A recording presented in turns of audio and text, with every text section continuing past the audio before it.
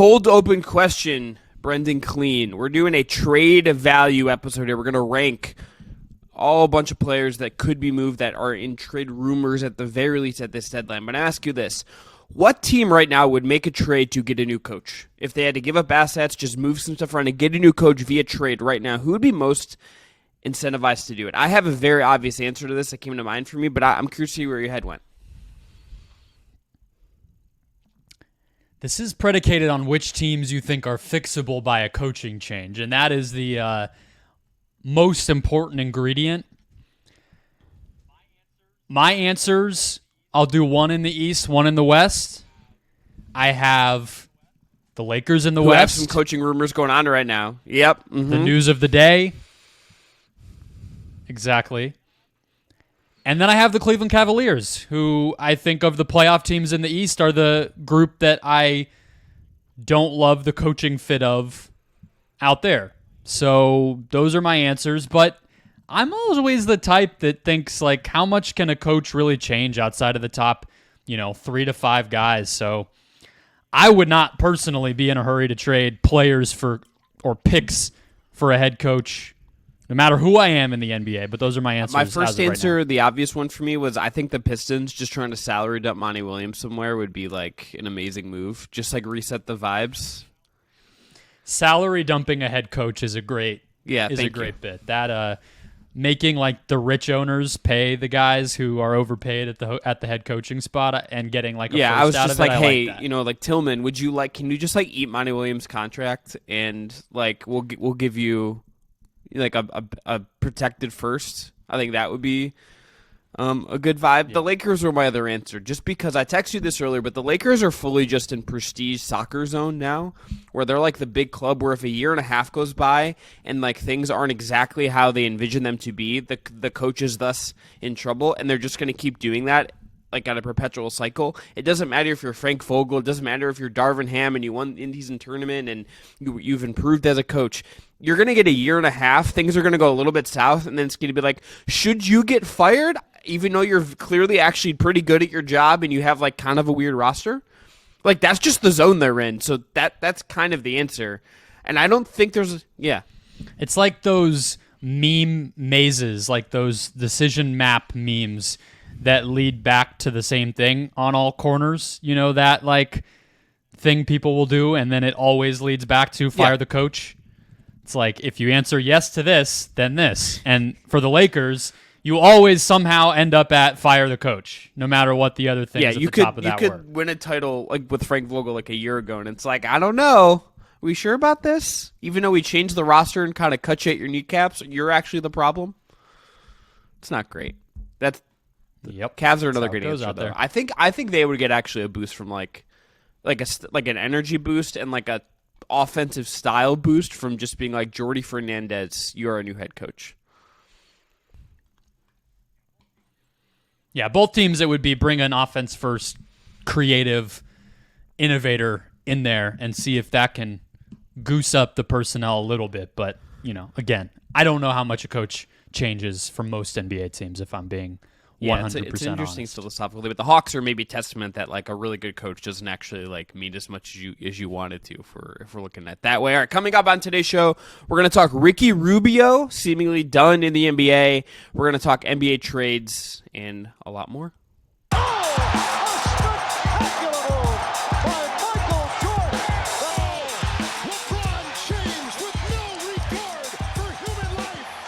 This is the Just Basketball Show for January 5th. I'm Chris Manning. That is Brendon Kleen.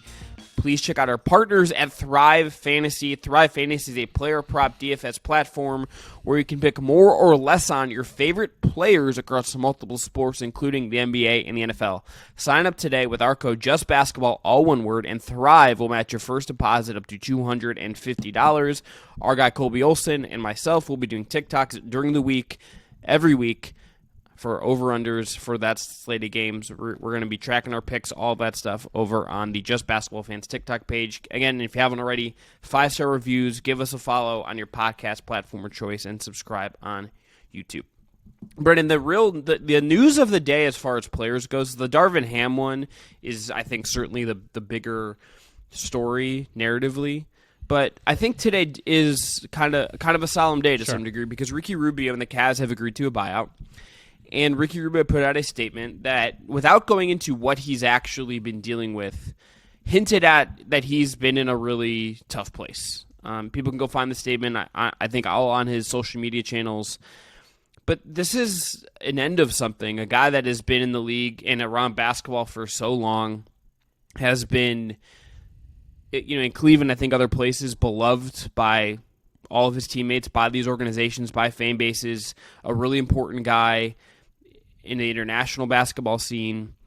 And this is just an unfortunate way for his career in the NBA to end. He said as much in there. He's barely played on a 3-year deal he signed last year, and he's now just gone in the wind. And I think for me, I look at him, and this is 12 years of a guy that's a genius passer, a great teammate, maybe never hit the highs people would have hoped, but a really great career, and it's unfortunate that this is how his NBA days are done. Yeah, you hate when guys don't get to go out on their own terms, but I think Ricky has plenty 100%. to be proud of. When you combine in the international accolades that he's been able to rack up. I mean, this guy 4 years ago was the FIBA World Cup MVP. You know what I mean? And when you factor in what he did with Spain, I'm sure he is enormously proud of all of that. But I think too, we spend a lot of time, how many documentaries are there and sappy articles and all those types of things about the guys who didn't live up to the hype, and sometimes that can get pretty sad and pretty scary, and for him to arrive in the NBA with as much attention as he did as this, long-haired, genius passing, small guard who, was in Steph's draft and all this other stuff, and maybe not live up to that, but at the very least carve out a long NBA career for himself is very, very impressive.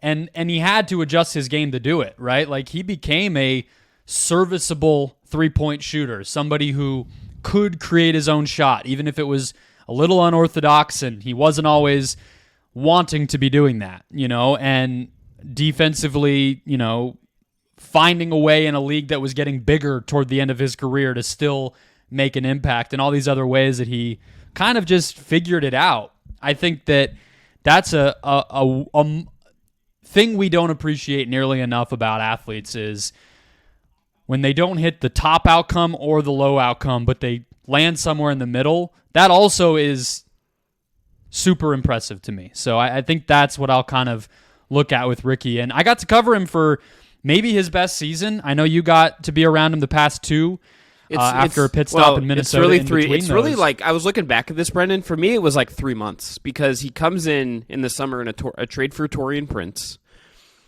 and he tears his ACL on December 28th. He was magical those 3 months, those 3-4 months. And then we've really never seen him again. We saw him last year a little bit, but it was not the Ricky Rubio that left on December 28th. To me, when that injury on December 28th, he's going for a triple-double in that game. He did not need to be in that game anymore, really. And he tears his ACL. And his career changed there. I don't know how, could he sustain that play he was at? He was playing a ton of minutes that year for a Cavs team that was on the up and up. I think they certainly missed him the rest of that year when they ultimately lose in the play-in tournament.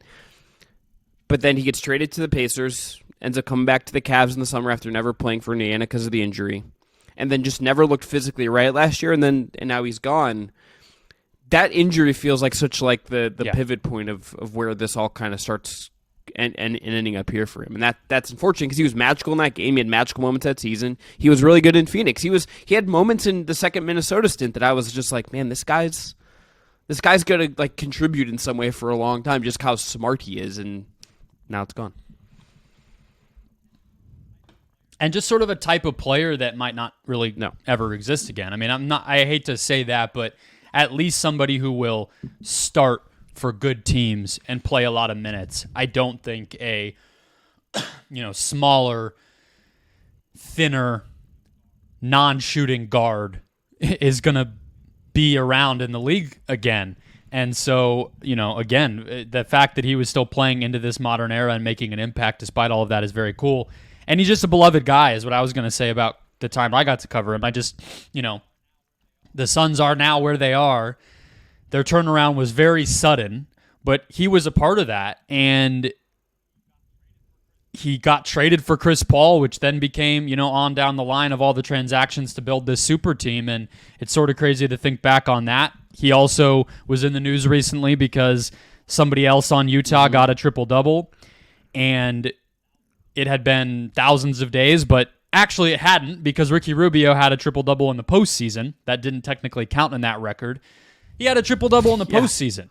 You know what I mean? He's just a very unique player that I hope basketball history kind of remembers because before we move on, can I do you have a favorite Rubio moment? I have one that I can just give you. So he scored in November of his year in Cleveland, had this monster game in MSG. I think he had like 37 and made like a ton of threes and had like 10 assists. They beat the Knicks by like dunks, and he's doing his post-game interview.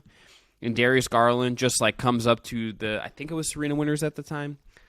I think that was her first year. And he starts just screaming Ricky Rubio, and the joy that you just saw from him and what Rubio, like in a very short amount of time, like meant to that locker room. It was so evident in that moment. I wasn't even in the building for that, obviously. I wasn't in New York. And I was just like blown away by what this guy kind of did. And it was after like he gets there on media day, and it's like very weird to see him in a Cavs jersey. It was like giving me like when Derrick Rose played for the Cavs energy, where I'm like, are we sure this is real? Are we sure like I'm not in a simulation where this like it doesn't make any sense? But it was. And he was so good that year, and that moment on this big stage was just, I didn't know he had that. He just absolutely was cooking. He might have won Sixth Man of the Year that year if he'd stayed healthy the whole freaking season. He was that good.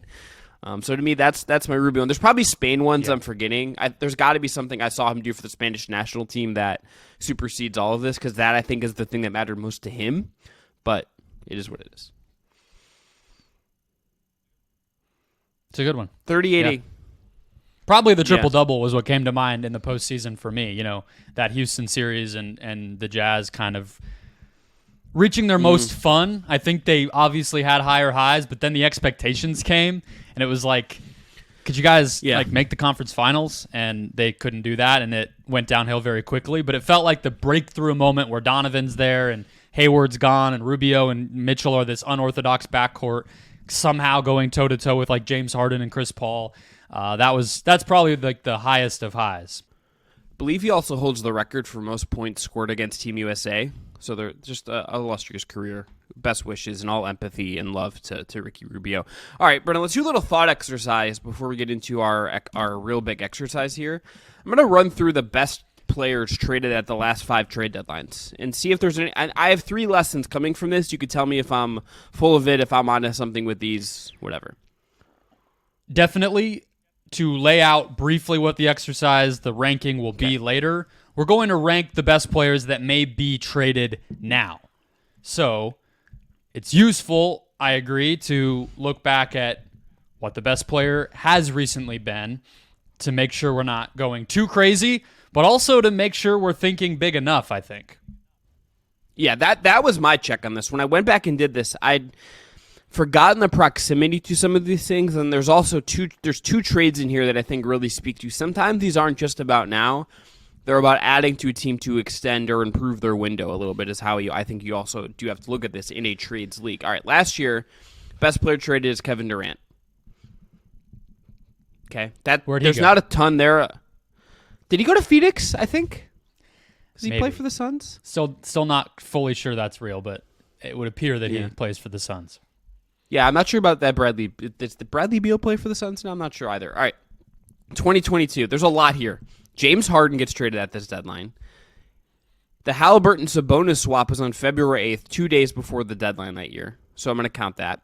And then Derek White to Boston also. Derek White goes to Boston on this deadline as well. And I think just considering how good Derek White has become and how important he is on a very, very good Celtics team, I think he deserves consideration in there as well, that he's been really additive. 2021, I think the answer is Aaron Gordon goes to the Nuggets. I think that's the best guy at that deadline. Nikola Vucevic goes to the Bulls as well at that deadline. 2020 is the Andrew Wiggins, D'Angelo Russell swap that happened a few days before the deadline, and then Clint Capella goes to the Hawks is the other one. So that's a little bit of a lower one, but Wiggins obviously part of a title team eventually there. And D'Lo has been in the Lakers and all that. 2019, Marc Gasol goes to the Raptors. That obviously helps them win the title. That's kind of the best immediate impact trade we have seen as far as this goes the last 5 years, I would say, considering that won them a title. 76ers also get Tobias Harris at that deadline, and Kristaps goes to Dallas. So here are my those three two, lessons. like, we can't overlook those two, I think, right? Because I know we're getting 4 years away now. Marc Gasol doesn't even play in the NBA any longer, but Tobias Harris, that was a massive trade. Landry Shamet was a very well, sought-after prospect back then. That trade was not rumored to be going on at all. It felt like the Sixers continuing to level up out of the process years and gun for a title. And then Porzingis to Dallas, I mean, that was like the best Knicks young player post-Patrick Ewing. And they traded him a little bit out of nowhere, too, on his rookie contract to play with Luka Doncic. So those were huge trades, even if now it's like Tobias Harris, shut up, you know what I mean? And Porzingis was disappointing with the Mavs. But that's three pretty big trades there, too. So we're on a pretty good run of league-changing deals, mostly every single deadline, and especially lately. Yeah, Landry Shamet now playing spot minutes for the Wizards, so that's where he's at right now. In case you're things wondering. have changed. Right, 3 lessons. Yeah. Things change very quickly in the NBA is maybe the subtext to all of this. All right, 3 lessons. Number 1, superstar trades can absolutely happen at the deadline. Maybe the Nets thing in particular is just super combustible and leads to some of them. But I think we just know that they can happen in some time, and maybe not every year, but they're going to happen. I think that's just part of this now. Number 2, good players will be traded. Stuff is going to happen. Trades will be made. We are not in an era, I don't think, where stuff and good players are not going to be moved. It maybe isn't always clear who that's going to be up until closer. We're going to do, I think, some just straight up speculation about some of the guys we're going to talk about today, but good players will be traded. It happens every year, and you got to remind yourself of that. Number 3, aggressive trades do not equal championships or contendership immediately. Again, once in the last 5 years, the best player dealt at the deadline based on this list that I made directly led to a title that year. That was Marc Gasol in 2019 to Toronto on that Kawhi team. That was a very specific set of circumstances that crystallized in that title for Toronto in 2019. If I can add there, too, because I may or may not have pitched multiple outlets a story on this when Durant got traded to the Suns and got 0 responses. So I did some research, and look, it's coming in handy. You go back further, Rasheed Wallace is really the only high-profile one ever to work. And that obviously was when the Pistons won the title. But Pau Gasol to the Lakers took another season. The Clyde Drexler to the Rockets in the mid-90s was another pretty, that was them really shaking things up, and it did not work that season. There's just not enough time historically. So that's kind of the inverse. I think it's like we're seeing more of these, but there's also no real evidence that in the immediate it actually pays off. It's kind of a funny dynamic there that little more desperation, but not a lot of payoff there. Yeah, and there's 2 teams that made the finals in the 2018 Cavs reset their roster at the deadline. They don't win the finals, obviously. That's the year J.R. Smith got turned into a meme. But they made the finals after trading their whole roster and bringing in Larry Nance and Jordan Clarkson and Rodney Hood. Remember Rodney Hood? What a time. But that's role players, right? They didn't get LeBron James at the deadline. Yeah. No, but it's because of LeBron that and then 2015 they get Shumpert and Mozgov and J.R. Smith, and that catalyzes them. But it's because you had LeBron to provide the infrastructure. It's not star guys. And even I would say Gasol and Gordon, they were a very high class role guy more than they were a superstar. So again, other guys going to win titles from this group. Gordon wins a title in Denver. Wiggins wins one with the Warriors. But it took time, and again, those guys are not superstars overall. They are superstars in their role. So that leads us to a question, Brendan, that you asked, that I think is kind of lumped into this. Is someone better than OG traded before the deadline? As we look at this market and we think about it, And OG is the first big domino off the board. That's the first big trade. Came a little bit out of nowhere, obviously. Are we now going to see, do you think there's a world where we could see something that is in the vein of what we've just kind of gone through before we get to the deadline, which is about a month away? My instincts are yes. We're going to get to the list, but the sheer number of players that we have put into our piggy bank here that I think you could say are better than OG Anunoby is so high that I tend to lean toward, if even one of them were to get dealt, that means somebody better than OG Anunoby got dealt. So I just think the math says probably and the history says probably, but that's also different than saying somebody more impactful to the title race gets traded for the reasons we just talked about. And I do think OG Anunoby, the fact that they got it done so early in the year and how good of a fit I think he's going to be with the Knicks, that might be the most impactful trade, but I think we might see a better player still get dealt. And it might come from the Toronto Raptors is another part of it, I think, Chris. Yeah, I mean, it could be Siakam. It could just be Siakam, but I think there's also just a real possibility that, like, we don't know. That, like, something is just going to happen, and we're just like, sure, that's now happened. I looked at the Warriors as, like, an option for this, but I just can't convince myself that they're gonna do it. Wiggins might be the one, but I was like, could there be, like, a pre-deadline Draymond thing where they just get ahead of it, or a Clay thing, and I just can't really see it. And I was, like, going through the whole league and trying to, like, think about who this could be, and I couldn't think of another team on the top of my head that I was really, like, sure might go ahead and do this. You know, I was like, maybe I guess the team that would strike me as possible there's two teams in the East. It would be, aside from Toronto, would be the Hawks and the Bulls. Does Levine come back? I think he might play Friday, is the reporting.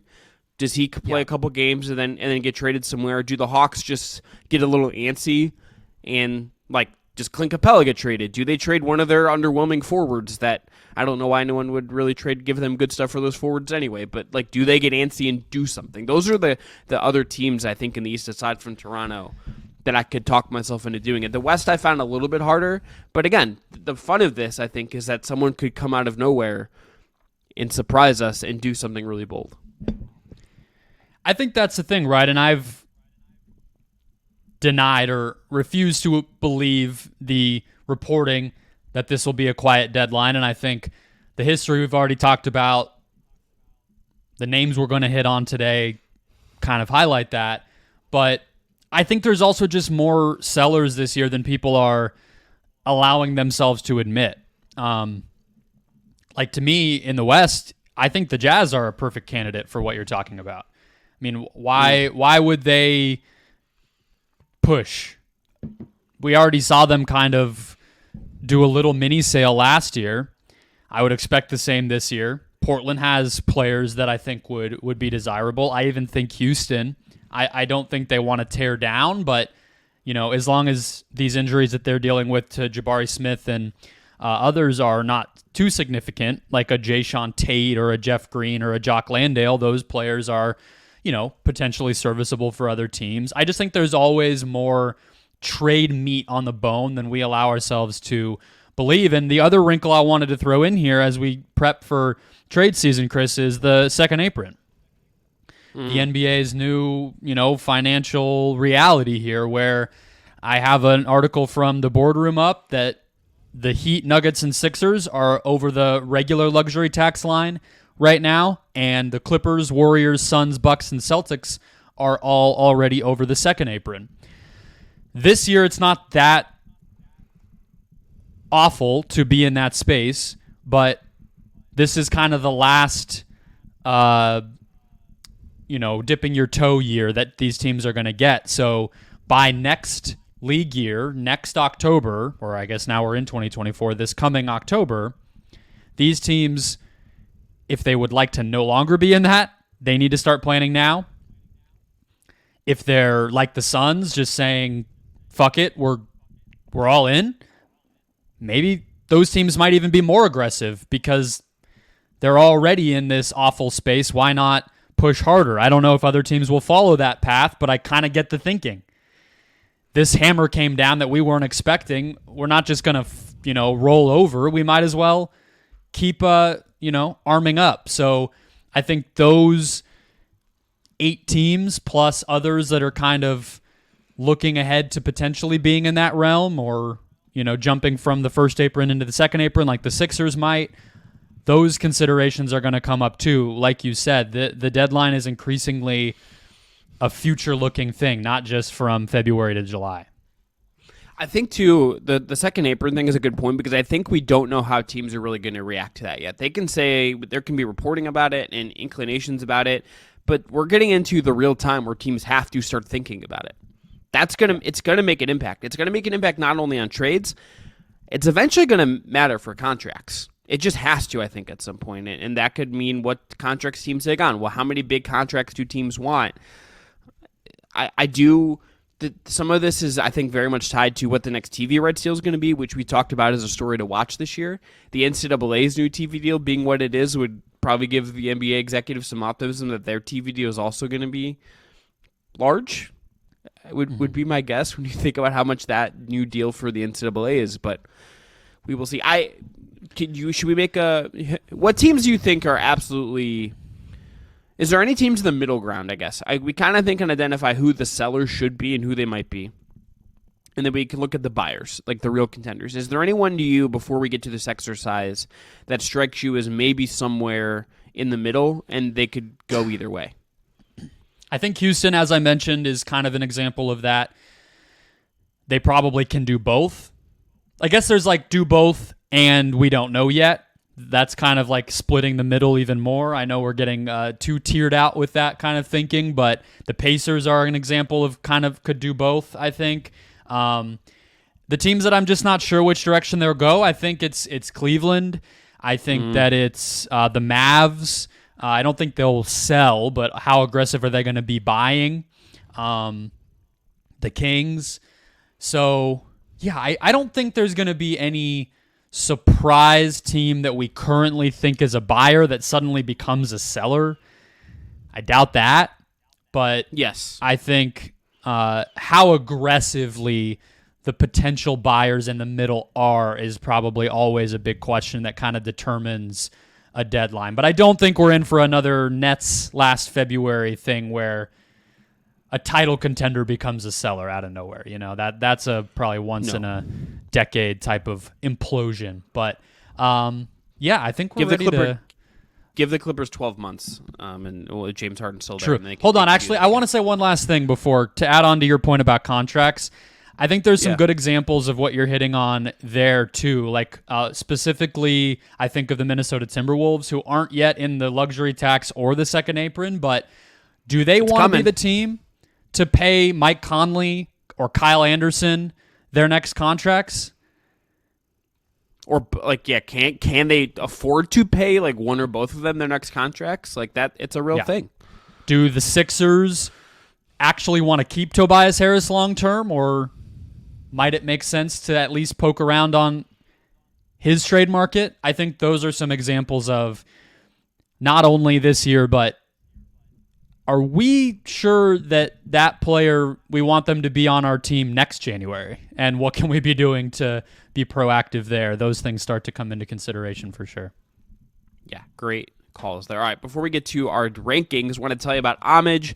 Homage is the ultra-comfortable specialty apparel company with the NBA and WNBA licenses that use vintage-inspired designs to pay homage to the greatest stories, traditions, and figures across sports, music, and pop culture. Use the link below to make your purchase and support the Just Basketball Show. They're putting out some good wrestling tees right now. If that's your jam, they're marketing some Royal Rumble stuff. I've had my eye on a Brown starter jacket from them for a long time. Maybe I'll use our link below and pay ourselves. Brendan's got his Grand Canyon tee from Homage on right now. They're super comfortable. Support Homage. Very support soft. The Just Basketball Show. Very, very soft.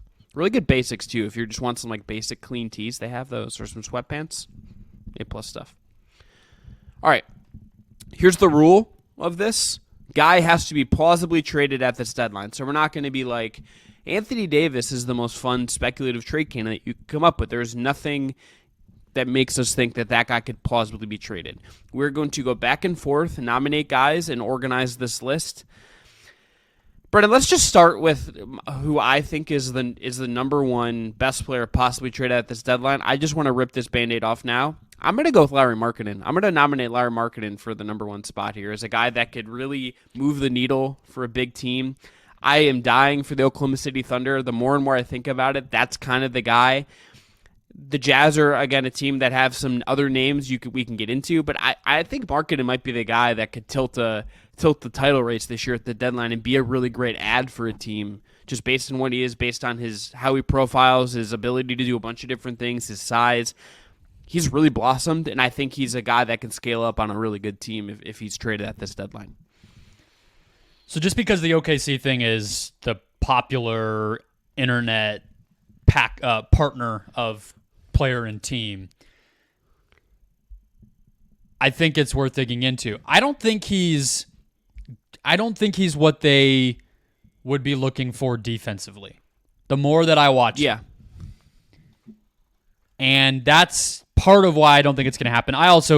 We talked about them in general on the last show, and I explained why I don't think a big move is necessary or smart for them right now either. So that's part of it. But I tend to agree. It's the thing. I tend to just want to see them do it. Yeah.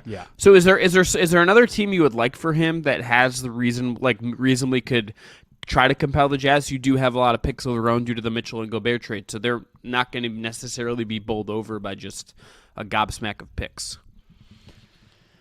I think as a just making a team better with generally the assets to get it done, even if I'm not going to map it all out and tell you they're going to win the bidding war, I really like him on the Sixers. I think that you don't need as much in the way of rim protection help and size and rebounding as you do with Oklahoma City, so he just plays next to Embiid and is just like a turbocharged version of the various four men that they've rolled out in years past. I really like that one. But I want to ask you this because you picked Markkanen first. Does that mean that you think Markkanen is better than Donovan Mitchell, or that Donovan Mitchell doesn't pass the plausible test for you? No, I think it's plausible. They're signaling so hard via so many different people, Cleveland, that they don't want to trade him, that it makes me think they might trade him. Like when Zach Lowe and Jake Fisher and I think Shams and Mark Stein all kind of report the same thing, that the Cavs aren't entertaining offers, it makes me think that they're maybe just trying to drum up offers. That they are absolutely entertaining offers? Yeah. But they just want like the biggest offers possible. Just last thing on Markkanen, the other team that I thought for him is just how many picks and Randall to get him to the Knicks. I think Danny Ainge hears the name Julius Randle come out of whoever's running the front office in New York's mouth and says no. I don't think Danny Ainge knows the phrase LOL, but if he did, he would probably say that. He doesn't use emojis, but he'd send like a crying emoji, just being like, "Are you serious, bro?" Yeah, that's probably true. So Markkanen's better than Mitchell. I don't know if he's not. He's not, but I think there's a way that I view him as like a cleaner fit for in different situations where I could just see him being a version of like the Aaron Gordon thing, where it's like you get a really good guy in and maybe it doesn't happen right away, but he just adds to whatever you're building. And I think Mitchell is kind of changing what you're building in a way that I think carries a little bit more risk in some ways. That's just why I put him one. I also just want it to be a little spicy. So I'll just pick Mitchell then and nominate him. I think that Mitchell is a perfect example of why we did the intro of the recent history and the NBA history. Whatever team gets Donovan Mitchell, that is too significant of an assimilation process to win a championship. One, I'm skeptical of Mitchell doing that until I see a lot more from him in the postseason, period. But I'm definitely skeptical that he's going to come onto a team and be ready to do that 3 months later. So I don't know if you've thought about, not from a Cavs fan perspective, but from just a what team would Mitchell truly fit on the best angle. But I don't see any place that he would go, maybe outside of Miami, that I would have any real hope could, push for a championship right away with him. Miami would be a really excellent fit, I think, for what he is and what some of his weaknesses are. And that's a place that I do think could have an immediate smash return. That is just a machine that keeps on humming, and you put him in that system with Jimmy Butler, with the playmaking infrastructure they have, with Bam Adebayo. Like, I think that team is just absolutely humming with Mitchell. That's kind of the only answer, I think, as far as hitting the ground running. You look out west, I don't think there's a team really in that conference, in the upper echelon, that even really should be looking at a Mitchell trade, I think, is the thing. Like, you could convince me the Pelicans, but I don't think that's elevating them in the way that they might hope. If Also, he's probably leaving. Yeah, they would kind of just be like subbing themselves in for the Cavs situation. Is just like, is he going to stay, and giving up stuff for him when you maybe shouldn't do that? I mean, I like him in Brooklyn. I think Brooklyn is Miami and Brooklyn to me are the two. I don't know how I ended up following and getting my algorithm filled with so many Nets fans, but recently I feel like that fan base is low key, quietly one of the more angry ones in the NBA. I'm seeing like impassioned hate against Mikal Bridges' offensive game that I can't quite place, considering he is fully in over his head with how much they're asking him to do, and I think any reasonable person could see that. But it feels like the limitations of even a roster that is clearly transitional for this franchise, I think that's kind of it. They're bumping their head up against, like, we got to do the transitioning part a little more here. We can't keep this thing that's just not working, because it doesn't seem to be benefiting anybody, because nobody really seems to be getting much better either, because there's just such obvious holes in the roster. And I think Mitchell fills a lot of those, just as somebody that can have the ball in his hands and even out what the offensive responsibilities need to look like. Their package, I think, would be a big question there, but that team feels ready-made for Mitchell, probably even more than Miami, because Miami doesn't like super duper need him. They were just in the finals, whereas Brooklyn, it's like, can we get somebody in here, please? Yeah, but where I would disagree with you, that I think the Heat are the more ready one, just because I think you get Mitchell in there, you're supercharging yourself to make an even more real push to win a championship. Mm-hmm. Jimmy, Donovan, Bam is electric and fits together perfectly. I also think Miami is the situation that can coax something out of Mitchell we haven't seen yet, that could push him outside of what he just naturally wants to do, because they're just not going to put up with Donovan not doing what like the Heat culture is about. That's just the uniqueness of that situation. I don't know if Brooklyn's going to do that. I don't know if the Knicks as the other team that has long been linked to Mitchell could do that. I don't know if there's another scenario out there that really gooses him up in that way. The Heat one would just be really fascinating. So I think he should be one. I think I just wanted to troll with Markkanen, if I'm being honest. Should we put Mitchell one as kind of the top of this list? We're doing it the way we're doing it. I think Markkanen's an obviously fine pick. He's an all-star player, but those are probably the best top two, no matter how you're doing the list, unless we want to get particularly spicy here. But I think if we're really holding ourselves to the plausible part of this, then we have to keep it to those two. So you're next, though. What's your next nominee for best guy traded at the February deadline? This one will be quick. It's Siakam. I just think he's really good. I think he can help teams. I think he can give teams an evolved identity. I think that's just a guy that clearly should be traded. It's just staring Toronto in the face to do it. There are teams that I think a good amount of teams that it makes sense for. You could convince me of certain ones. I particularly like the Kings one more than the others. I think that's kind of where I've settled on that. So to me, that's the next guy. I think that I would rather have Markkanen than him, but I think the cost of Siakam's a little bit lower. He's certainly a little bit different. He's a little bit older. You got to pay him sooner. So there's certainly some downside to it. And I would be wondering what his next deal is really going to look like and how much you're going to commit there. But he, to me, is the clear next guy in this list. Okay, agreed. We've talked a lot about Siakam, including Don't need to do more on this in our Anunoby breakdown. So my next pick or nominee would be somebody that I don't think we've talked about much at all, Dejounte Murray. I have to admit to you that while I think his his contract makes him, a much more appealing guy to trade for if I'm an NBA executive. I am not very in on what Dejounte Murray is as an NBA player. Why are you putting him why are you nominating him here fourth if you're not that in on what he is as an NBA player? I guess I'm thinking of best as sort of like guy who fetches the biggest package, and I think we know that based on what Atlanta gave up to get him the first time, the fact that there already seems to be a line of people who are wanting him, that makes me think that there might be a pretty big trade for him. I'm just saying, how clutch of you. He has a lot to prove. Yeah, well, clutch or, I don't know. I think there's a lot of places he seemingly could end up, but it honestly reminds me of the point I was making when we were talking about Rubio, which is thin one-position defenders who aren't knockdown shooters.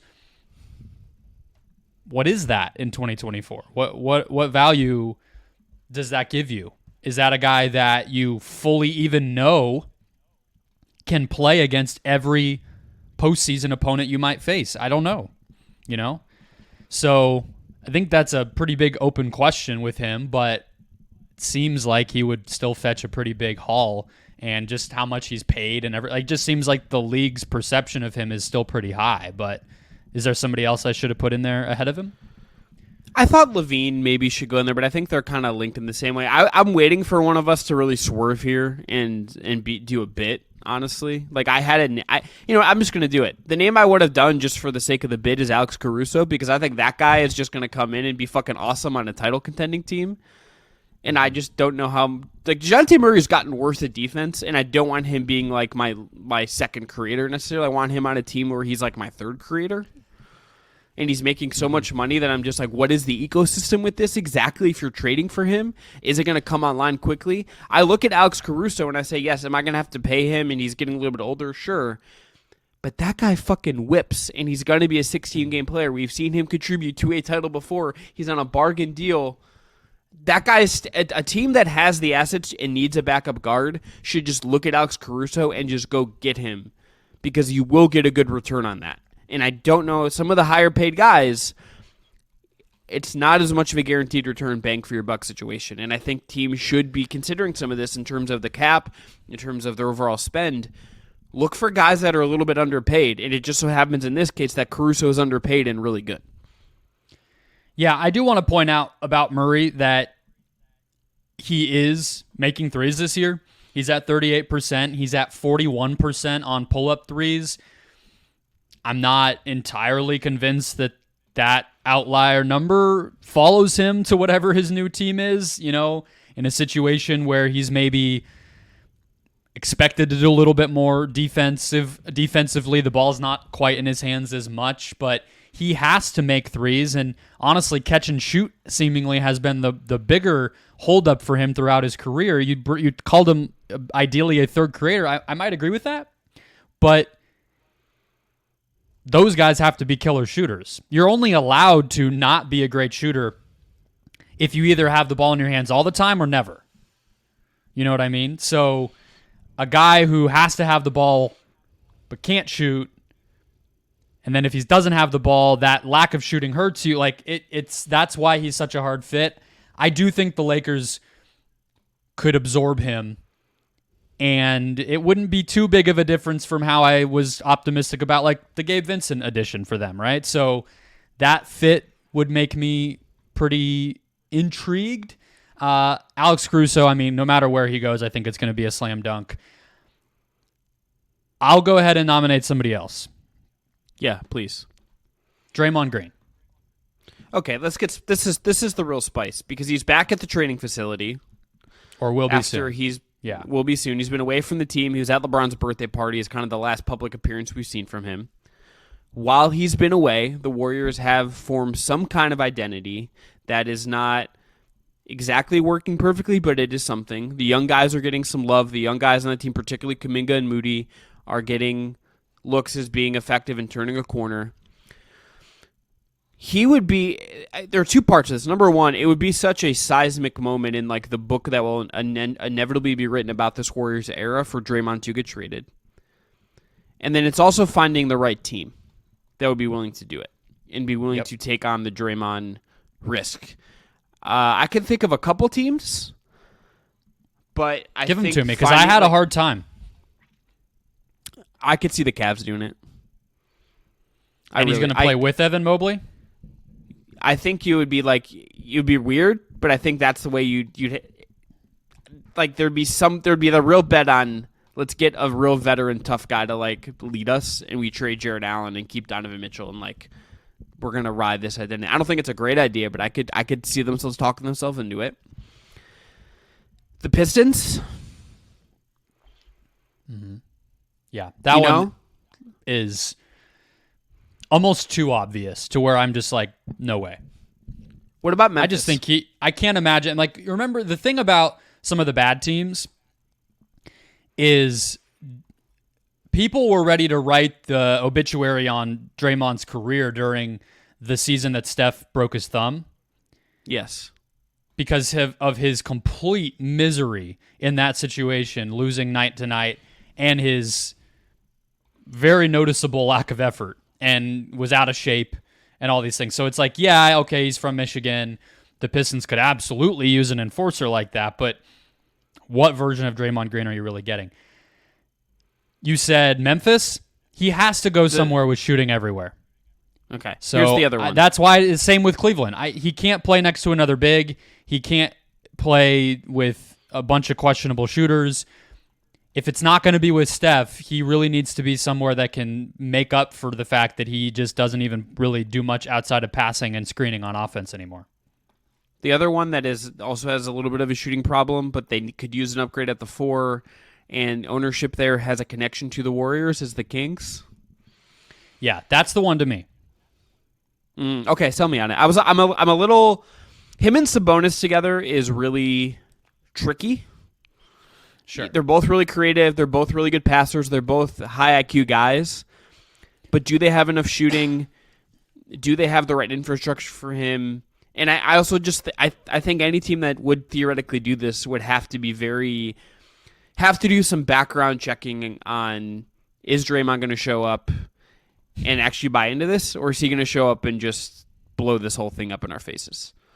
Yeah, which is why Mike Brown being the guy to that's a good shout. That is helpful. I mean, the reason that me forgetting Brendan, just me forgetting to be the guy to bring up Mike Brown and laud Mike Brown is like a real like shame on me upset. Moment here. It's an upset on the pod. That's tough. I mean, yeah, look, Mike Brown and all those connections you mentioned are exactly why these teams Kings and Draymond were linked in the offseason, right? I mean, this was the boogeyman that kind of probably helped Draymond get a better contract because they had some cap flexibility and allegedly a little bit of an interest in bringing him in. Now it would be obviously matching up how a trade would look. It would be funny to me if Harrison Barnes returned to Golden State as part of this, but Draymond only makes $22 million this year. So, you could do Trey Lyles and Kevin Huerter and some assortment of picks and get your way there. So, yeah, I know I'm kind of breaking my own rule by saying that he has to go somewhere with shooters all around him, but I think Sabonis' ability to be a playmaking hub would be somewhat similar to the, playing next to Bogut, playing next to Looney, playing next to Iguodala, Livingston successes that we've seen Draymond have, where as long as everybody has a high IQ and can move the ball, that can make up for having two non-shooters, and we know the Kings are going to have all three of the other spots be shooters. So it's, I think, survivable, and they absolutely could use his defensive intensity and more of a clear identity, anything on the defensive end, and obviously that's what he's going to bring more than anything. So that would probably be if I had to pick a target, pick a landing spot for him. But I'm not sure that they can convince another team to do it. Even Mike Brown, even the Kings. I also just think it's such a seismic thing to do that I think that team, and whether it's Clay, whether it's him, I think any of those three guys getting traded is just such a seismic thing that it's really hard for me to imagine it happening. Clay or Draymond being traded is a historical trade in the sense of what they've meant to that franchise, so that it's hard to imagine it for me. Yeah, but they've also gotten much. I hear you on Clay, and a lot of people say that, but with Draymond, to me, it's like both times he was a free agent, it at least got far enough where it was a conversation of where else he might land and the possibility that he could leave. And the relationship between the organization and him, it seems way worse than between the organization and Clay. So I don't know if the Clay thing happens. I think his value is also pretty low, but I definitely could see it with Draymond. I think it's more, to me, about the receiving team having reservations than Golden State, honestly. I'm really I would want this would be the spicy one that would really, I think, set the internet on fire in a big way. Yeah. And I forgot that he was not making actually like that much money. Also, Bob Myers is gone, and maybe Mike Dunleavy's just like less emotionally tied to what's going on here. And if Steve been Kerr there for is, a like, while looking though. on, yeah, but I think the way that Bob Myers was talked about, and like I just feel like there's a different energy there that maybe means the door's open. You know, Sure. like there's just like they weren't in. Mike Dunleavy wasn't necessarily like in the trenches for all of this in the way that Bob Myers was. Who do you got next? I think we got to do Levine. I think Levine's kind of like slipped a little bit far. He just seems to get another obvious guy to be traded. I think there are some good fits for him. I think particularly the Kings would make some sense. The Magic, I think you could make an argument for, although that's not one I love. He just feels like a name that has been on the market for so long, and we kind of expect to be traded, that I feel like we have to bring him up here. And for all of his flaws, it's a guy who can score the basketball at a high level when he's healthy. That's actually, to me, Brendan, this is a fair time to bring up health because Levine has a big injury history. Mm-hmm. That's usually he's actively hurt right now. I mean, yeah. Yeah. Certainly. So that to me is where I think you go. Is it's got to be Levine, and I think it'd be good for the Bulls just to do it, and B, I do just think there's a world where he is impactful in the right situation, even if it's not 100%. We look at it as like, oh, the Kings or whomever could win a title with him.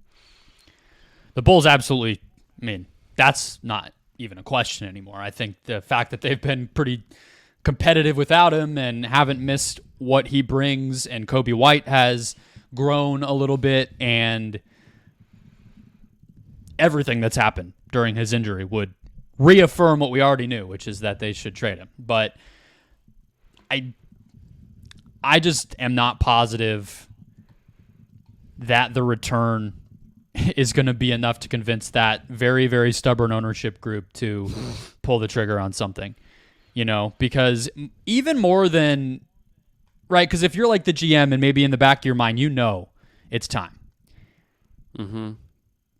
And you can make that case to ownership that, look, hey, we actually don't need Zach because we're winning without him. And if you look even further in previous seasons, they've kind of always been similar whether he's playing or not. I think the hardest part, the part that would hold it all up, is you're asking ownership to cut bait on a guy that they just paid 18 months ago for 40 cents on the dollar. And that's embarrassing. You know what I mean? Like, that's just really admitting defeat, admitting a big mistake on your part, and having to take substantially less because you gave him a contract that he probably shouldn't have gotten. And you're making your team worse in the like that's the type of trade that telling these rich dudes who run this stuff to do is probably harder if we actually had to be the ones in those boardrooms having those conversations. And I think the trade machine fun would indicate. So that's probably the biggest reason I don't know if he'll get dealt, because what are they getting for him? Like some one or two bad first round picks and like some salary. I mean, we ran through it. I think I said that they would get less than the Wizards got for Beal, which was not much. Fans. Yeah, I'm looking on the fans poll, like Zach Levine fake trades right now, and like I can't tell if these are like realistic or like asinine. You know what I mean? It's like one of those things where it's like you can look to fake trades. Like I think about what I don't know if you have like a trade you, Brendan, historically that taught you a lesson. For me, weirdly, it was the Bojan Bogdanovic to the Pistons one, because remember how long they'd been like, we want multiple firsts, and then it was like a second or something. It was like nothing, and it's like, okay, maybe it's often just like less. Wait, they didn't trade him. What are you talking about? Bogdanovic is still on the Pistons. No, I'm saying when they got him. When they got him. When they got him. Got it. Yeah, wasn't it like a second or something? Like it was nothing, and it was like for all this time, it was like, oh, this guy's going to be 2 firsts, and then they're nothing. And I just kind of think Levine might be the same thing. Even Andre Drummond, to me, when he got traded to the Cavs, is another good example, because it was like, here's a guy with a star reputation, but clearly some flaws, that is also going to maybe get it, that either is, he, in his case, had a contract perhaps coming. Levine already kind of got paid. Those guys have depreciated value because teams don't want. There's a certain level of guy who's clearly very good that you don't want to pay a lot of money to. Levine probably falls in that category, and that probably diminishes what you're going to get back for him. So like I don't know like what the best. Actually, here's one I like. What about something involving a Ben Simmons, Zach Levine, like swap around? It's not terrible. It's kind of sad that. Oh, it's horribly sad. I think Ben will get bought out next summer, no matter what team he's on. Because after this season, he is on an expiring $40 million, and I don't know if he's ever going to play in the NBA again. So I just have a hard time calibrating what any front office or ownership group would do, including Brooklyn, with Ben and his salary. So... Yes, but you're probably having to compensate for that with, we'll give you, who's the guy Noah Clowney or whoever they drafted this year and a bunch of picks. And I just don't, at that point, I don't think Chicago's really, or I don't think Brooklyn is probably pulling the trigger on that. All right, let's move on from Levine, because he's also a guy we've talked about a ton. Yeah, Here's the one that I think yeah, go ahead. Inspired the whole thing here. Okay. A little bit, my idea. That we've been talking about for a while. Jerami Grant. Okay, let's talk about him. So, if Portland is smart, they will try their best to trade him sooner than later. Because the thing about his contract, because it was so long, is that the jump between years is pretty significant. Mm-hmm. Right now, Jerami Grant only makes $27.6 million. Mm-hmm. That's not a lot of money. That's less than that's like half what Jaylen Brown is making. Is he half as good as Jaylen Brown? No. But by the end, he makes $36.4 million. So if I'm a team who might like the idea of adding Jerami Grant to my roster, I want him on these years, this season, next season, the following season, and then maybe if he can help me, win a title ideally, or get a lot better, or make my superstar player happy, or whatever the goal is of the floor raising that he obviously does, I get that value when the financial hit's not so significant. So Portland just, I think, has to be ready for that and understand that the value might not be great for them in the trade. But if they can swallow that, and the receiving team is just desperate enough to bring him in for this early part of this contract, and they can come to an agreement on a trade, I do think Grant can help somebody. It's just a very narrow pathway to finding who that is. Well, I think Dallas hear everything you're saying is an option. Okay. Ooh. I think in a vacuum, Indiana is an option, but I don't think that they're the type of team that would stomach the future years, even if they told themselves that they could flip him again later on. I've thought about Memphis potentially. Yeah, as a landing place, because I think that they do need offense, obviously, and they kind of have the good but not great type of trade assets that is probably all that Portland's really going to get there. The problem with him is I think he kind of is a 4 who doesn't protect the rim at all. And that's the tricky, what is he in 2024 kind of question. But if you're bringing him into a place where the defense has a structure that he can just kind of not fuck up and you can benefit from his offense, I think that you can get there. I think there's a lot of places he could fit ideally, but it seems like you don't. I wonder, considering the apron, how many teams are going to want to like think 5 years into the future and be like, do I really want Jerami Grant on my books 4 years from now when we don't know what the cap rate is? Like, I just think that's my holdup. I think he could help a team.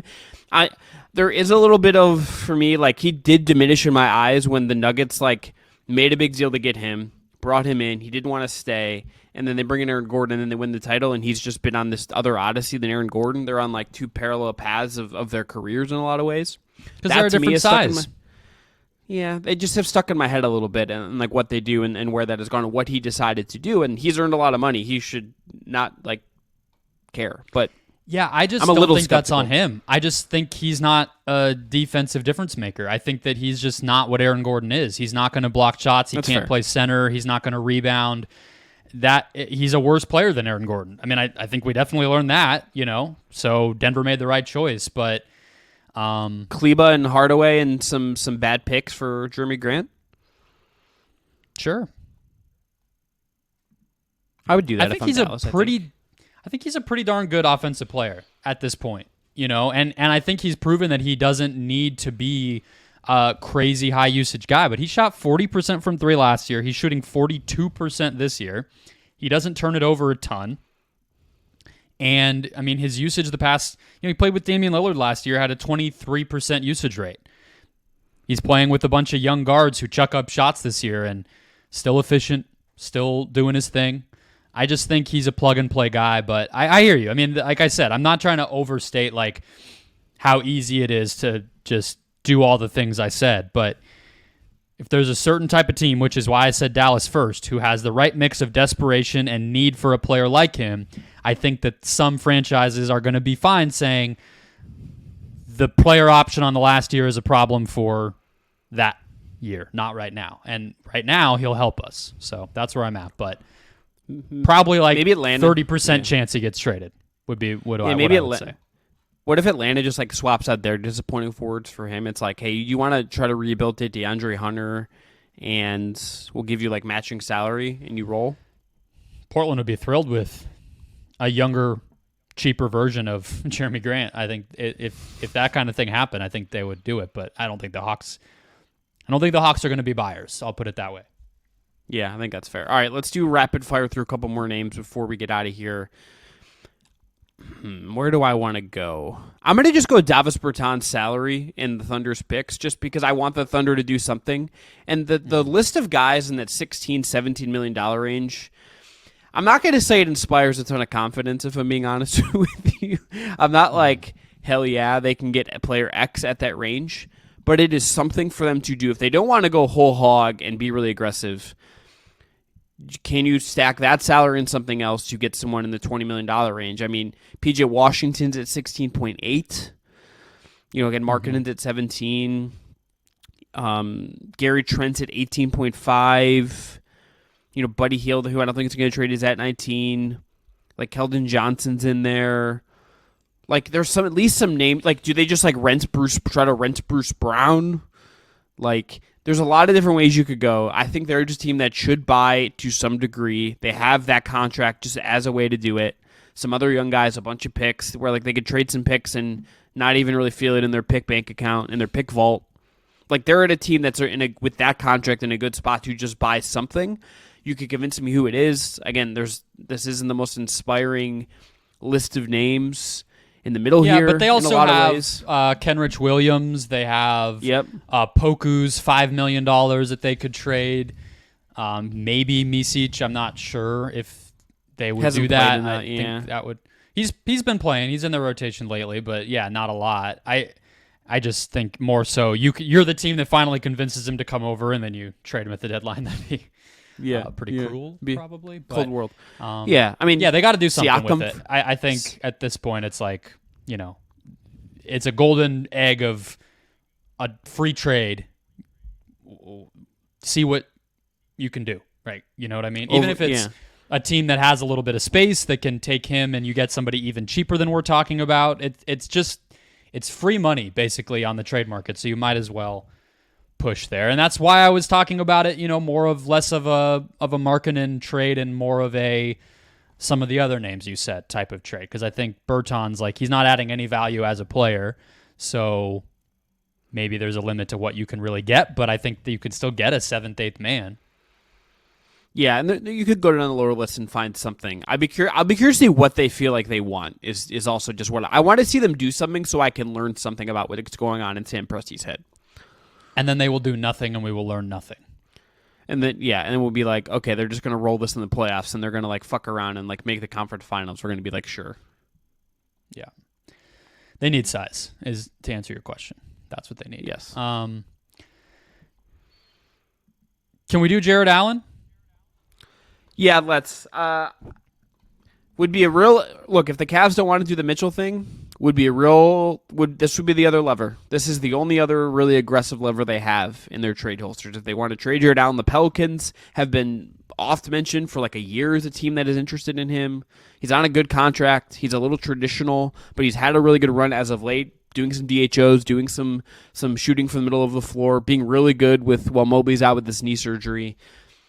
This would be the other lever for them, and I do think there would be teams interested in wanting to get him for what his contract is and what he is and where he's at in his career if they decided to go that route. The question is how many of them match up, I think, with what Cleveland would be wanting, which is probably an upgrade over the George Niang spacing floor spot. I thought about, it's like, could you do like an Allen Grant swap? But then they have DeAndre dominating, so. And they have Robert Williams.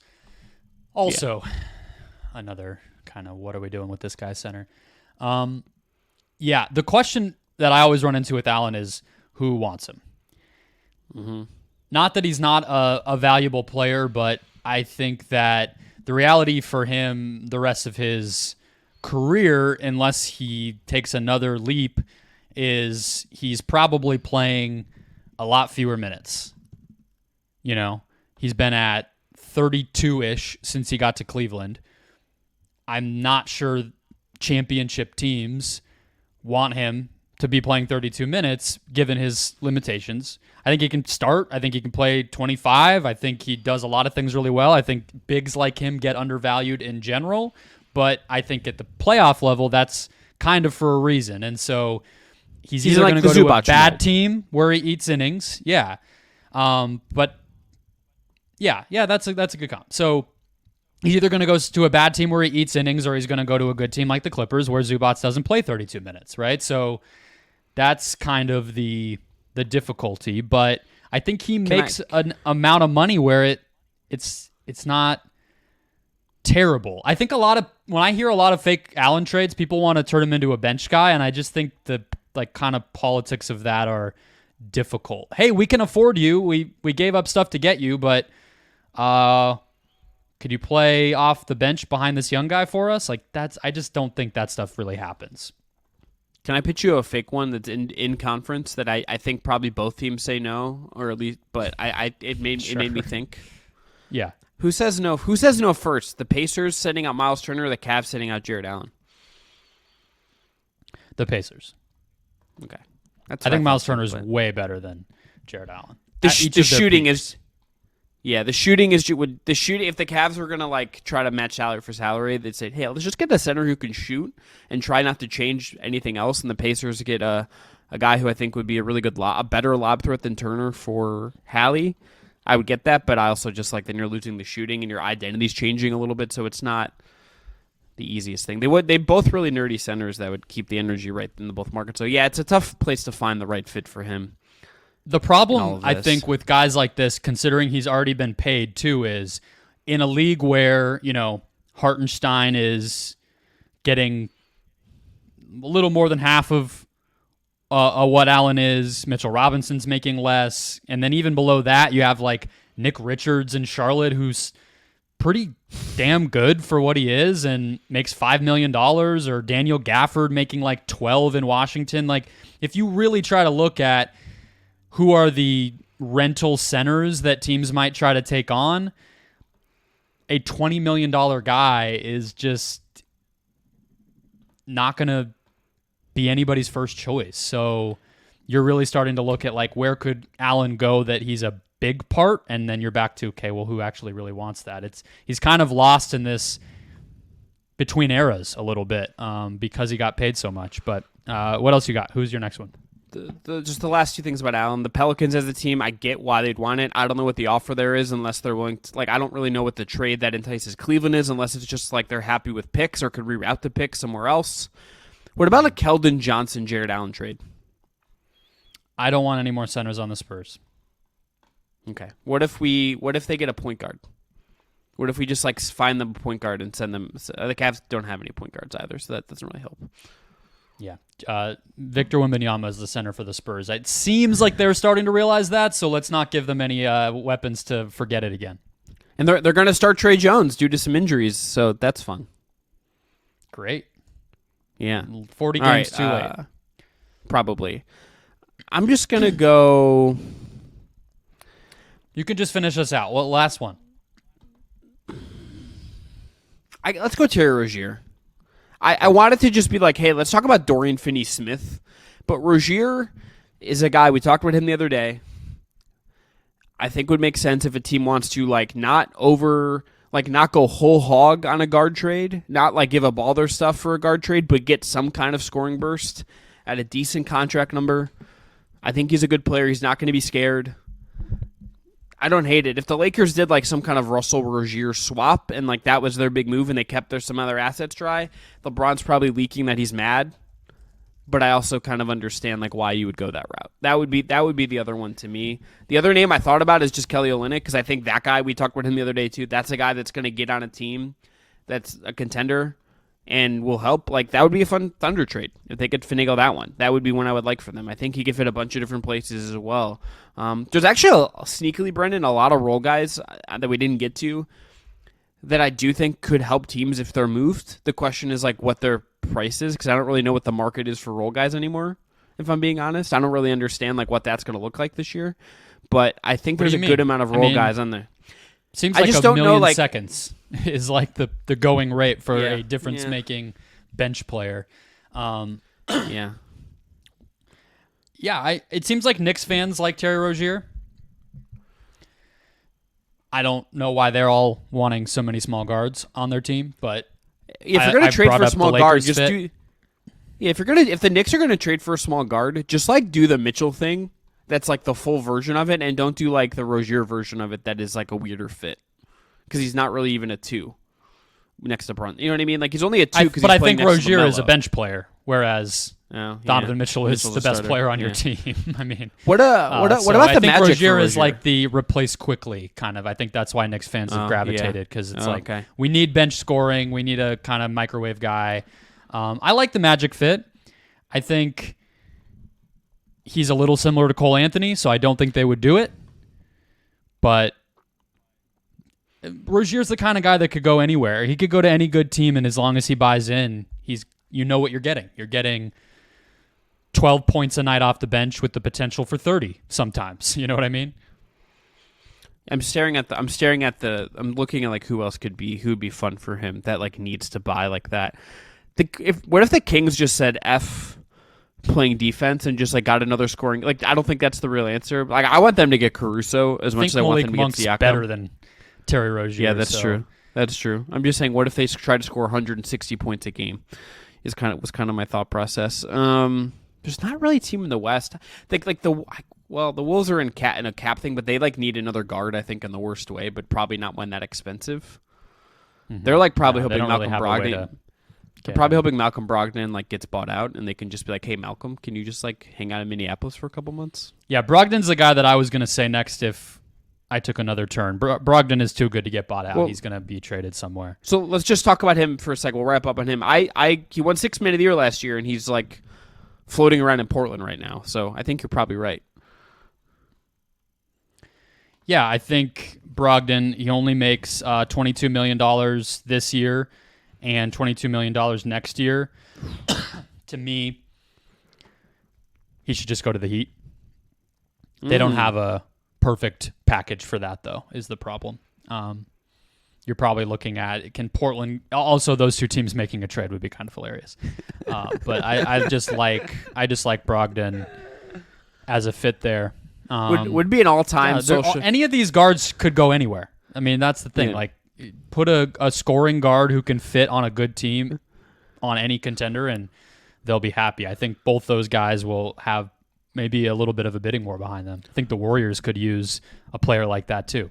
All-time social media day would be the day like the Blazers like trade Malcolm Brogdon to the Heat, but didn't trade Damian Lillard there.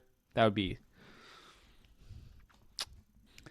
Yeah, but it's predictable enough that I think it would pass. Considering the Heat wanted Holiday the minute that the Bucks trade went through, it's like we already kind of had our laugh at Miami for their desperation to get another guard. But is there anyone else on this list? I'm going to read some names and then we can get out of here. D'Angelo Russell, Kelly Olynyk, DeAndre Hunter, Clint Capella, Delon Wright, Doug McDermott, Tyus Jones, Monty Morris, Dorian Finney-Smith, Gary Trent Jr., PJ Tucker, Jordan Clarkson, Bojan Bogdanovic, and Bogdan Bogdanovic.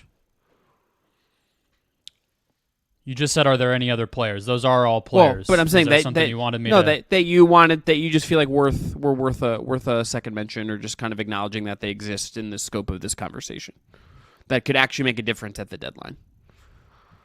I mean, I think Bogdan Bogdanovic fits exactly the mold we were just talking about with Rozier and with Brogdon. Obviously, D'Angelo Russell is kind of a version of that, but we know how that kind of experiment can go. I think Bogdan Bogdanovic is, to me, is one of the more underrated players in the entire league. That guy is a flamethrower, and he's big. He does not help you on the defensive end, but he is taking 9 threes a game this season and making 38% of them. He hasn't had a season below 37% outside of 1 year in Sacramento when he was at 36%. Like, he is a bucket getter. He is a sniper from deep, and he's, again, 6'5". So if a contender could get him, like, I would feel great.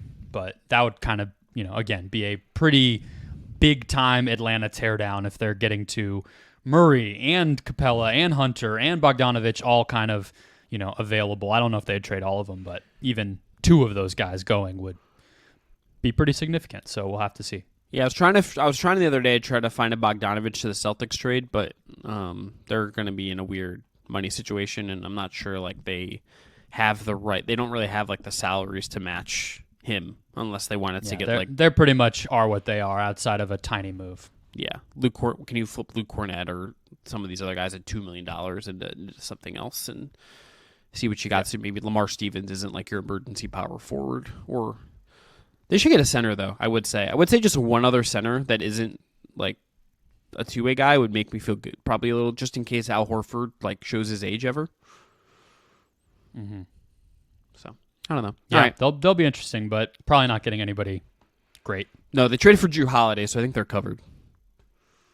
They made a move. Yeah, you might have heard about it. Yeah, might have heard about it. We might have talked about it on this year podcast, but that is going to be it for the January 5th episode of of the Just Basketball Show. My brain is flying here at the end. Want to remind you to check out our friends at Thrive Fantasy. Check out our friends at Homage. I'm Chris Manning. That is Brendon Kleen. Find us on YouTube. Subscribe if you're watching us here. Please subscribe in your podcast platform of choice. Thanks again to Brendan. Thanks again to our production team on the back end. We'll talk to you next week. More Just Basketball Show. More hoops coming. Maybe some more trade rumors. Enjoy the weekend.